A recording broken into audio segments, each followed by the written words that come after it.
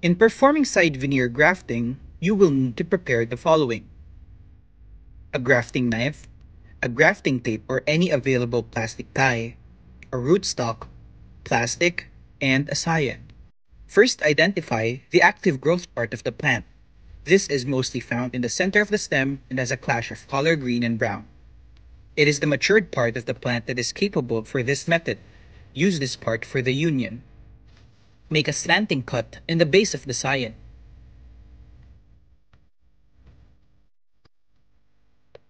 Attach the scion into the active growth part of the rootstock to identify which part to be cut. Make a cut slanty in the side of the rootstock. Insert the base of the scion into the cut side of the rootstock, then close it with the bark flap. Tie the union using the grafting tape.